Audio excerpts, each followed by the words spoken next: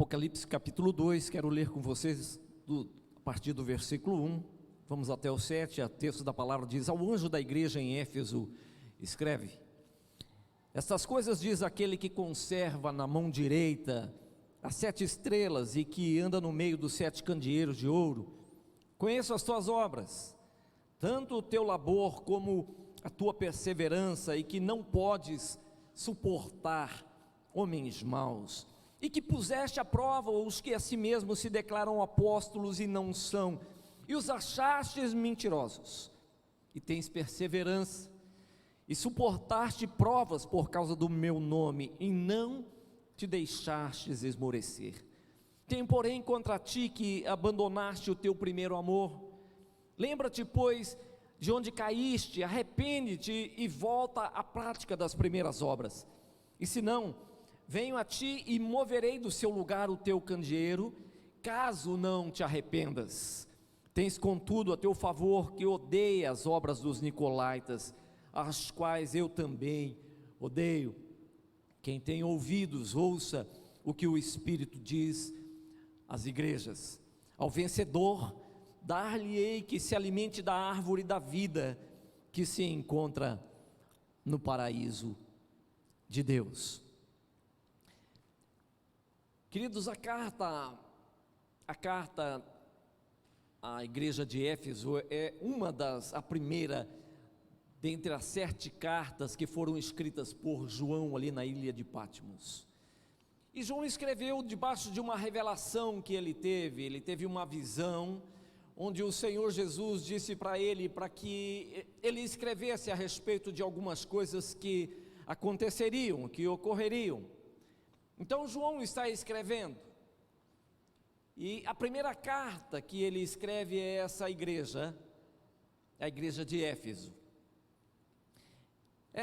Eu acredito que alguns desses assuntos que João escreveu a essas igrejas são pesados demais. Quando eu começo a ler o que João escreveu para essas igrejas, eu fico pensando, meu Deus do céu, mas será que isso é uma igreja mesmo?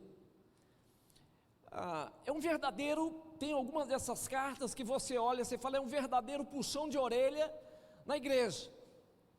É alguma coisa que, se estivéssemos conversando, você e eu, em um outro ambiente, fora da igreja, em casa, sei lá, e eu contasse, descrevesse para você o que esse amontoado, esse punhado de gente anda fazendo ou fez, você diria assim, um bando de incircuncisos filisteus, incrédulos. Mas Deus chamou de igreja, e chama de igreja. Eu creio que, para entendermos um pouco desse puxão de orelha que o Senhor dá, e a melhor forma de entendermos por que Deus está tratando de forma tão severa, tão dura com essas igrejas, a melhor forma é lermos essas cartas a partir do final. Quando lemos essas cartas de forma invertida, quando lemos essas cartas a partir do final, nós conseguimos entender o propósito da carta. Por que Deus foi tão duro? Por que Deus foi tão severo com algumas delas? Por que Deus pegou firme com elas, com essas igrejas? E quando olhamos para o final, o final dessas cartas, nós percebemos que havia em todas elas uma promessa. Há uma promessa em todas as cartas de João às 7 igrejas da Ásia, e ela termina dizendo diga comigo, ao vencedor. Ao vencedor. As cartas terminam assim, independente do assunto, se leve ou não, se com um elogio ou com uma reprimenda, mas no final há uma promessa de Deus para essas igrejas. E quando nós olhamos essa promessa do Senhor, pelo menos eu me encontro aqui, eu me vejo, quando eu olho essa promessa, quando eu vejo esse final, e vejo essa recompensa ao vencedor, eu me jogo lá dentro. Alguém mais se vê dessa forma ou não? Alguém mais se encontra dentro dessa promessa de Deus? quando eu encontro essa recompensa ou essa promessa do Senhor no final da carta, queridos, eu consigo compreender, por exemplo, porque o versículo 4, o Senhor diz: tenho porém contra ti que abandonaste o teu primeiro amor. Tenho porém contra ti que abandonaste o teu primeiro amor. Gente, é interessante esse versículo 4, se nós começarmos, se iniciarmos a leitura, Deus está dizendo assim, através de João: olha, vocês são uma igreja poderosa, tenho visto as obras que vocês têm realizado. Quantas obras que vocês estão realizando. Eu acredito que se eu tivesse recebido, se nós recebêssemos uma dessas cartas no início da igreja, da organização, dos primeiros movimentos dessa igreja no começo, eu acho que eu ficaria assim mais animado. Uma carta do tipo: olha, vocês são operosos, quantas obras vocês estão realizando. Eu recordo que nós recebemos muitas cartas aqui, várias cartas dessa igreja. Eu lembro que eu chegava no sábado pela manhã, eu vinha resolver alguma situação e sempre que eu abria eu encontrava uma carta, Eu nunca descobri quem era a pessoa que lançava aquelas cartas, mas todo sábado eu via uma carta ali, eu pegava aquela carta, eu falei: meu Deus do céu, só o sangue do Cordeiro para suportar uma situação como essa. Gente, quantas acusações, e havia alguém assim desejoso para que fôssemos desestimulados numa caminhada de fé. Tinha alguém, eu imagino, um grupo da região, não sei, que eles estavam assim tentando patrocinar movimentos de incredulidade nesse lugar, e eles nos ameaçavam, e eu pegava aquelas cartas, a primeira eu li inteira para tentar entender porquê daquilo, se havia alguma identificação, e nunca encontrei uma identificação. O fato é que nós nunca recebemos uma carta, assim como João escreveu para a igreja de Éfeso: eu conheço as tuas obras, sei que vocês têm suportado homens maus. Eu imagino que essa igreja, lendo essa carta, eu creio que eles começaram a assim se tornarem vaidosos. Era um elogio. A igreja estava recebendo um elogio de João. Vocês têm colocado homens à prova, falsos apóstolos. Vocês colocaram esse povo contra a parede. Vocês testaram esses homens e vocês os encontraram mentirosos.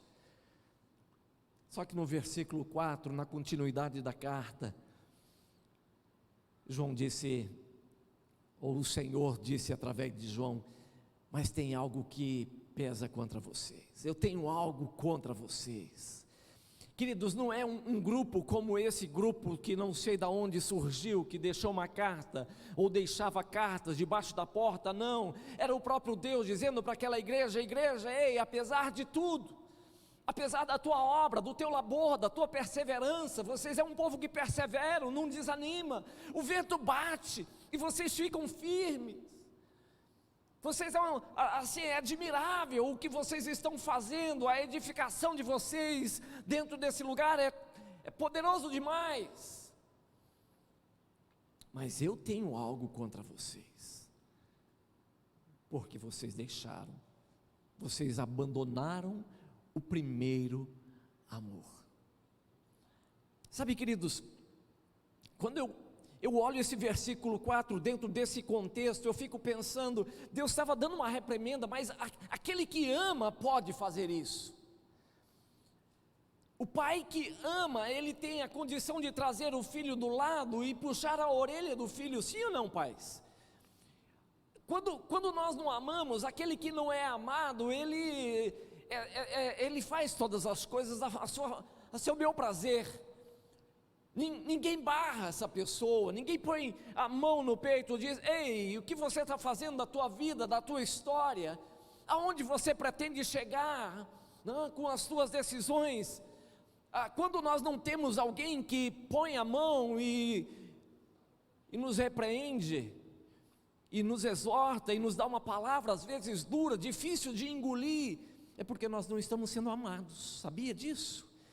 Quando não temos alguém ao nosso lado, próximo, que nos dá uma palavra muitas vezes difícil de engolir, né? Aquela coisa que você fica, o estômago fica assim, agitado, né? Algo que não desce tão fácil a garganta, você fala, meu Deus, e algumas vezes você fica pensando assim, quem é essa pessoa?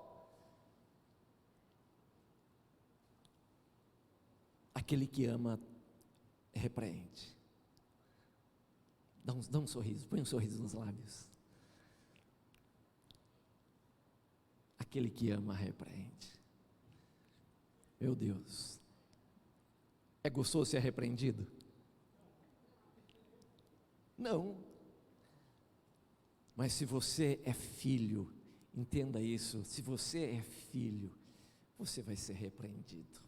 Muitas e muitas vezes. Vai chegar um determinado momento onde essa coisa vai se tornar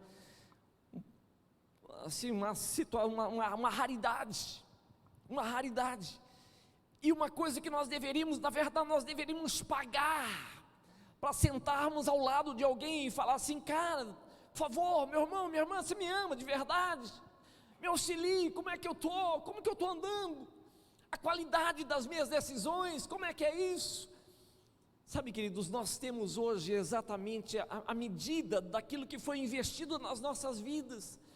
O amor, ele vem com correção, o amor vem com direcionamento. Amor sem direcionamento é libertinagem. Quando o amor é dado a um filho, do tipo, filho, faz o que você bem entende, bem quiser da sua vida.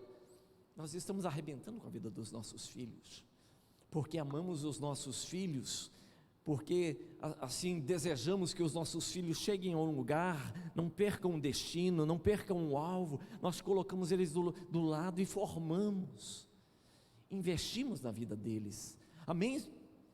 Amém, queridos? Eu recordo de uma situação, a Bíblia fala de um casal, José, de uma família, José e Maria. Eles foram com Jesus para Jerusalém, eles foram participar de uma festa, a melhor festa, a maior de todas, a mais importante festa que havia em Jerusalém, a festa da Páscoa. Eles subiram com Jesus, e lógico, as demais aldeias próximas a Jerusalém, eles subiam para Jerusalém para festejar a festa da Páscoa, e eles foram ali, eles celebraram aquela festa. Terminada a festa, eles então estavam retornando de Jerusalém. Em um determinado momento eles olharam e eles perceberam, começaram a conversar entre si, e eles disseram, mas onde está Jesus? Eles procuraram Jesus na caravana e acreditavam que estavam com outros parentes, amigos, crianças, vocês sabem como que é, às vezes sai, distrai, não dispersa, e eles procuraram Jesus, eles não encontraram, e eles ficaram assim atemorizados, aonde estavam Jesus. O fato é, a Bíblia relata que eles decidiram retornar para Jerusalém. Eles desistiram da caravana que retornava para sua casa, para suas casas, para suas aldeias. Eles desistiram da segurança que eles encontraram na companhia de retornar na caravana. Afinal de contas, os salteadores, havia o perigo dos salteadores na estrada. Eles preferiram voltar, porque Jesus, diga comigo, porque Jesus não estava na caravana. Sabe o que o Eterno está falando para essa igreja? Ele está dizendo, a viagem só vale a pena se Jesus estiver junto. Só vale a pena prosseguir naquilo que vocês e eu estamos fazendo hoje, se a essência não for alterada. Se a essência for alterada, não compensa ter obra, não compensa ter perseverança, não compensa ser zeloso nos seus rituais litúrgicos, nas suas orações, no seu jejum, nos seus dízimos e ofertas, não compensa. O que o Senhor estava falando no versículo 4 é: a essência não pode ser perdida, e vocês estão aí retendo tantas coisas, são boas, mas não é o mais importante. Vocês Vocês se perderam com o litúrgico, vocês se perderam com os rituais, vocês se perderam com o labor, né? A construção da casa se tornou mais importante que aqueles que vão habitar a casa. Vocês perderam a essência. Por isso Deus está dizendo: eu tenho porém, diga comigo, eu tenho porém contra ti, que abandonaste o teu primeiro amor. A viagem só vale a pena com Ele. A tua viagem só vale a pena com Ele. Aquilo que você está fazendo hoje só vale a pena se Ele estiver junto. Sabe, queridos, depois de 36 anos, daqui uns dias eu devo comemorar 37 anos do dia em que eu me rendi ao Senhor Jesus. E eu olhando para trás, tanta coisa boa e algumas coisas que eu gostaria de dizer assim, é boa, mas se eu falasse só pela fé, que só o sangue do Cordeiro mesmo, para ter resistido, passado por uns perrengues que nós passamos, né, ao longo dos 36 anos, quase 37 servindo ao Senhor. Nem tudo dentro da igreja é mil maravilhas, verdade ou não? Nem tudo é legal, né? Nem tudo é bênção, nem tudo você levanta a mão e dá glória a Deus, você o faz, né, como um ato de obediência e fé, mas por dentro você está trabalhando algumas emoções nem sempre possíveis. E olhando para esses 36 anos passados, né, eu confesso para você como está valendo a pena. 36 anos com tantas situações, está valendo a pena. Sabe por quê? Em momento algum ele saiu do barco, em momento algum ele me deixou só no caminho, não, situações complicadas aconteceram, mas ele estava na jornada. Queridos, uma coisa eu decidi, depois de tê-lo conhecido em algum momento da minha história, 36 anos atrás, é não dar um passo sem ele, é não ter uma única obra sem Ele. Quantas propostas surgiram ao longo desses 36 anos para a igreja, quantas situações foram trazidas, foram colocadas no nosso colo, ou tentaram lançar no nosso colo para que tivéssemos obra, mas obra sem Ele não vale. Diga assim, não vale a pena. Diga para a pessoa que está do seu lado, fala: a viagem só vale a pena com Ele. Amém, queridos? Eu quero terminar essa palavra olhando o versículo 5, ou pelo menos caminhar para os finalmente dessa palavra.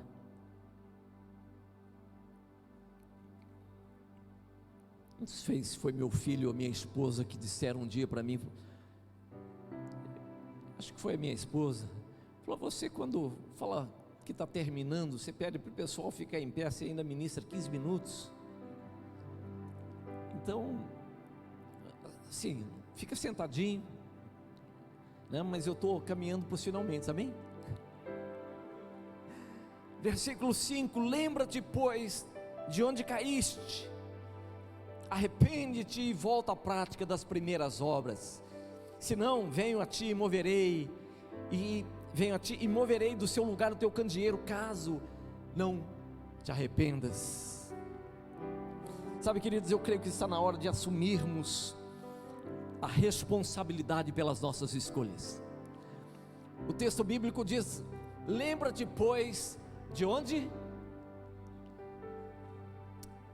Lembra-te pois de onde caíste. Sabe o que é fácil? Sabe o que é mais fácil? É lembrar daquela pessoa, que por causa daquela pessoa nós decidimos algo.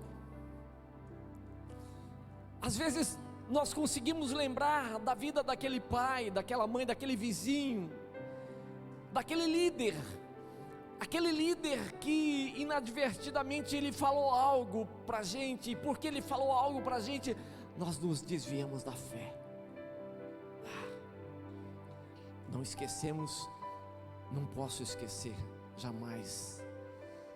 Sabe, queridos, eu creio que está na hora da igreja, você e eu, assumirmos as nossas responsabilidades. entendermos que nós somos frutos das nossas escolhas, das nossas decisões. Nós estamos colhendo exatamente, né, ou à medida que nós semeamos, e ao semearmos nós colheremos. Nós não lançaremos semente de abacate e colheremos laranja. Nós temos semeado e nós temos colhido. Eu tenho semeado na presença do Senhor, eu vou colher na presença do Senhor. Eu tenho semeado com abundância, eu vou colher com abundância. Eu tenho retido a minha semente, eu não posso esperar uma colheita com abundância. O Senhor diz: lembra depois de onde caíste, arrepende-te e volta à prática das primeiras obras. O desvio de rota não é responsabilidade alheia. Desvio de rota é nossa responsabilidade. Quando nós desviamos o nosso percurso, o nosso curso, quando nós assumimos uma outra rota, queridos, nós não podemos atribuir a culpa dessa situação, dessa decisão, a uma outra pessoa. Eu preciso ser responsável e falar: Senhor, eu estou aqui.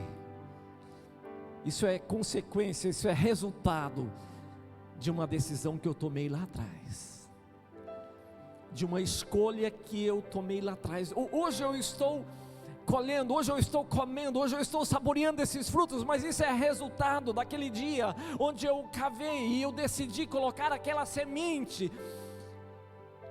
Queridos, acreditem nisso.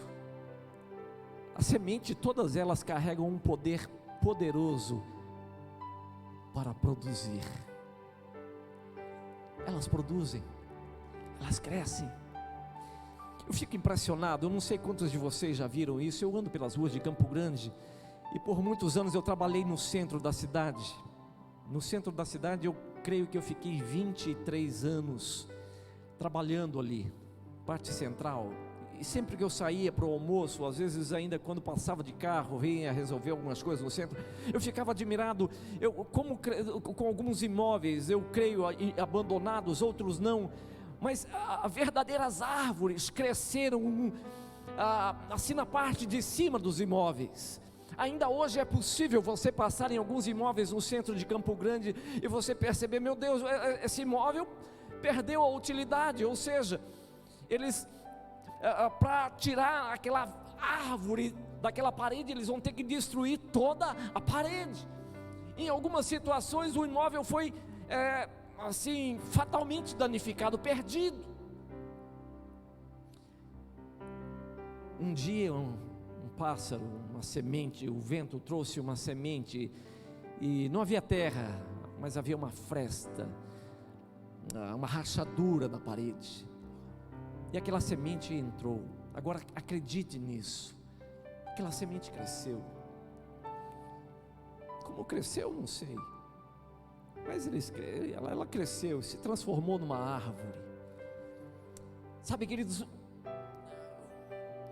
às vezes o diabo ele é tão sujo, tão sujo, tão sujo. O diabo não vale nada, vocês sabiam disso? O diabo não vale nada. Ele não aguarda uma terra assim, fofa, bem trabalhada, né, bem adubada, para que a semente dele possa crescer. Ele não vale nada, ele aguarda apenas uma fresta, um trinco, uma rachadura. Às vezes você descuida, sabe aquele negócio que fala: é um descuido, mas isso é tão pequeno. O tempo resolve. O tempo sara isso aí, o tempo vai resolver essa situação. Vocês já viram o tempo resolver alguma coisa? O tempo às vezes potencializa a gravidade, o enfermar de alguma situação, mas não resolve. Nós precisamos resolver, decidir, escolher, ir naquele lugar onde está o trinco, a rachadura, gastarmos tempo ali, colocar a mão naquele lugar, tirar aquela semente. Caramba, eu falei, mas foi assim, foi algo que estava atravessado, e a hora que eu vi, fui duro demais com a minha esposa, fui duro demais com o meu esposo, falei o que não devia no ambiente de trabalho, essa coisa está assim, está crescendo. Lembra depois de onde caíste, arrepende-te, vai lá, é um trinco, ainda dá tempo, não deixa aquele negócio crescendo, não deixa avolumar a situação. Se for preciso, se retrate, fica com prejuízo, mas não vale a pena prosseguir a viagem carregando tanto peso. Não vale a pena você bater no peito e ir arrastando tudo como um boi bravo, dizendo: eu assumo, eu mando, a minha voz, eu que tenho razão, eu vim aqui para demonstrar quem é que tem razão, quem é que manda aqui. Não vale a pena. Às vezes é melhor você perder, às vezes é melhor você amansar, às vezes é melhor você se quebrantar, às vezes é melhor você chorar, às vezes é melhor você se tornar um discípulo, um aluno, um aprendiz e falar assim: eu pensei que eu soubesse essa lição, mas não sei.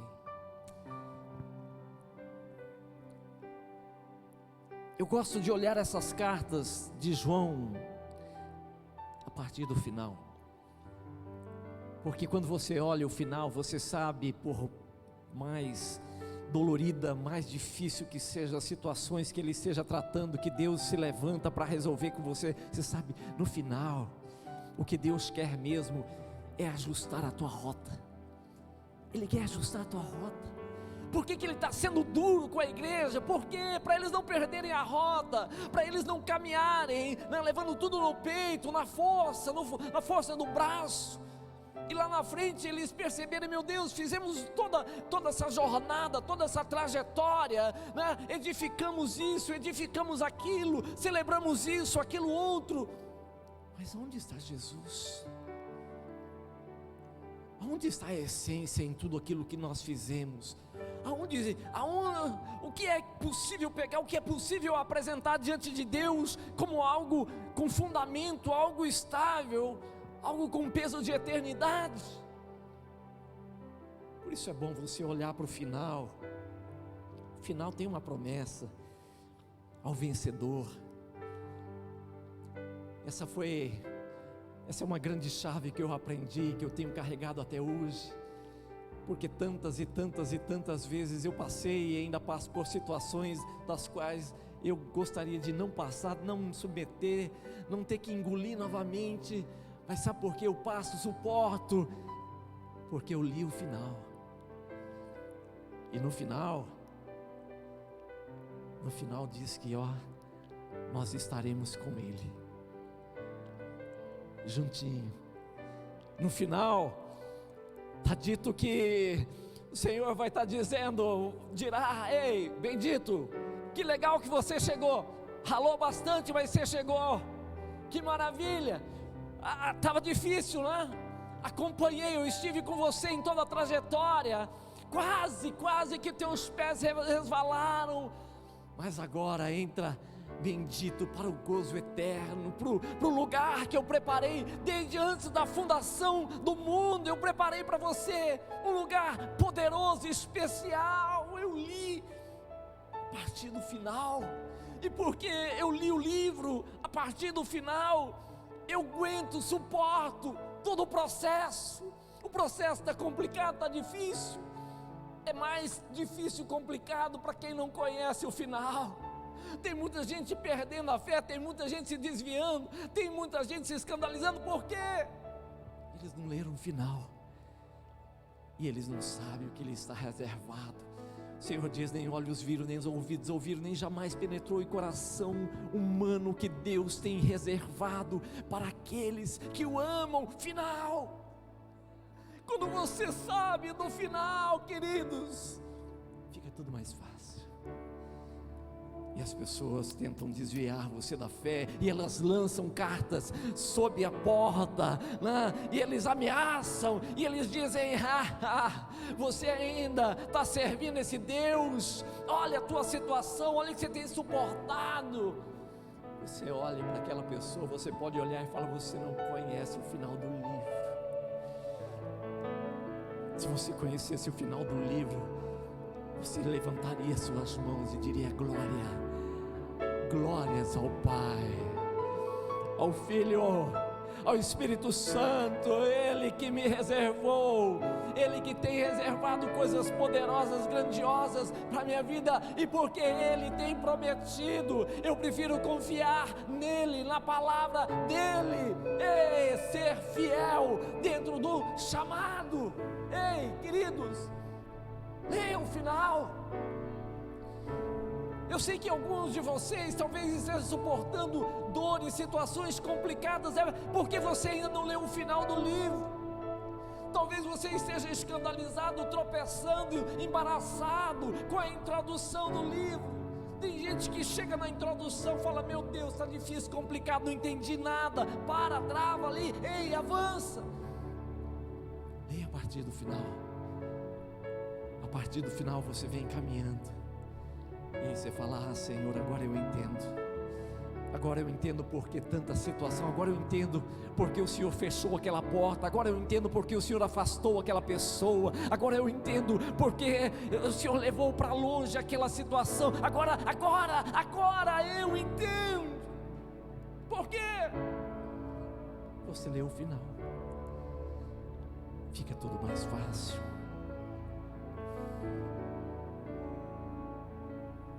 José foi vendido pelos irmãos e levado como escravo para o Egito. Você conhece a história de José? Quantos dissabores, quantas situações contrárias ele teve que enfrentar. Lançado no poço, primeiro emprego dele, a mulher deu uma olhada para José e falou: uau, eu não perco esse bombadão por nada. Partiu para cima do bombadão José, ele caiu fora e falou: aqui não, pombagira, estou fora. Você conhece a história de José?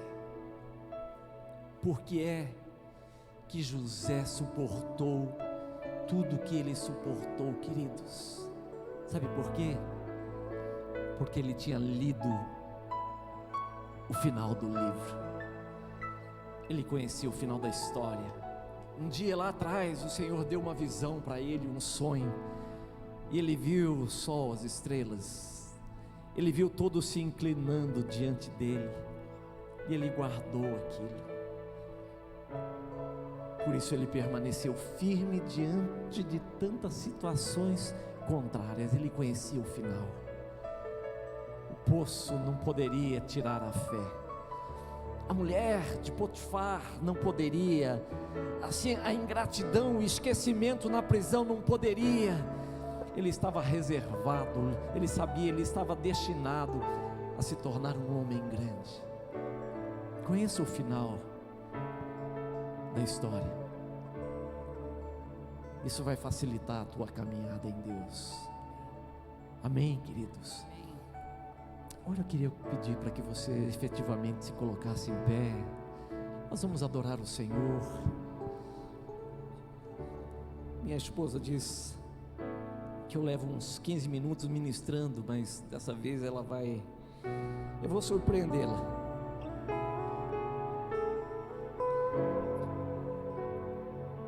Alguns capítulos da carta são mais difíceis. Não pule o capítulo, leia até o final. Algumas estações da vida são mais complicadas que outras, é verdade. Se pudéssemos, nós tiraríamos algumas estações. Não tire as estações, todas elas têm um propósito, todas elas fazem parte de um processo de Deus, de formação. Você está sendo formado, você está crescendo no propósito. Não pule as estações, não pule etapas, fique firme, avance, vai até o final. Tem recompensa, tem recompensa. O Senhor diz: o vencedor, ao vencedor, fique firme, o vencedor ele vai herdar, o vencedor ele vai entrar no melhor. Há algo poderoso reservado aos vencedores. Ele está falando de você, queridos.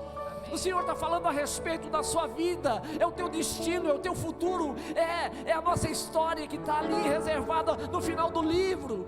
É para você, é para mim. Por isso o Senhor muitas vezes ele se levanta, ele repreende, ele puxa a orelha, ele nos aperta, ele fecha a porta, porque ele ama. O pai ama ao filho, por isso ele repreende. E o pai que ama repreende ao filho, porque ele vê o final, aonde ele quer levar, quer conduzir aquele homem, aquela mulher. Não pule, vamos exaltá-lo. A ti a honra, a ti a glória, teu domínio está em tuas mãos, tuas mãos. Tu és o dono da tua igreja, todo domínio está em tuas mãos. A ti a honra, a ti a honra, a ti a glória, todo domínio está em tuas mãos, tuas mãos. Tu és o dono, tu és o dono da tua igreja, e todo domínio está em tuas mãos, tuas mãos.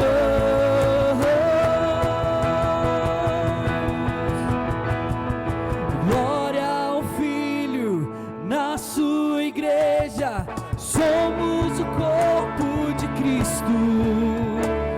Em uma só voz nós declaramos: somos o corpo de Cristo. Glória ao Filho na sua igreja, somos o corpo de Cristo. Em uma só voz nós declaramos: somos o corpo de Cristo. Toda glória de Cristo. Somos o corpo de Cristo, e toda glória de Cristo. Vencedores não escolhem as estações que pretendem viver. Vencedores não. Ele passa por todas elas e vence. Aleluia. Você está destinado à vitória. Aleluia. Eu li o final do livro e ele fala sobre você. E o final do livro diz que você foi destinado para vencer, não para viver caído, prostrado, derrotado, se lamentando, se ferindo a todos e a tudo. Não, Ele está dizendo que você é mais do que vencedor por meio de Cristo Jesus, que nos amou. Você é mais do que vencedor. Essa é a tua história, esse é o teu destino, queridos. Suporte o processo e vá até o final. Senhor, nós queremos te exaltar nessa noite, dando honra, louvor, dando honra ao teu nome, porque o Senhor é digno, só o Senhor é digno de receber, Senhor, as manifestações de alegria, os vivas de júbilo, o levantar das nossas mãos, Senhor, o quebrantar do nosso coração, ó Deus, o nosso arrependimento, Senhor, nós nos arrependemos mesmo, Senhor, ó Deus, por tantas e inúmeras vezes, Senhor, que endurecemos, ó Deus, que resistimos, que não compreendemos o processo, que assim, ó Deus, ficamos nos queixando pela porta que não se abriu, por aquela situação que não compreendemos, nós nos arrependemos, Senhor. Senhor, nos dê discernimento, ó Deus, de que os nossos nomes estão ali no livro da vida, e no fim, Senhor, ó Deus, está dito a nosso respeito: eles herdarão, eles entrarão, eles cumprirão. Ó Deus eterno, obrigado, Senhor, obrigado, porque a nosso respeito foi dito, Senhor, que nós estaríamos contigo para todo sempre, cearíamos com o Senhor para todo sempre. Nós te louvamos.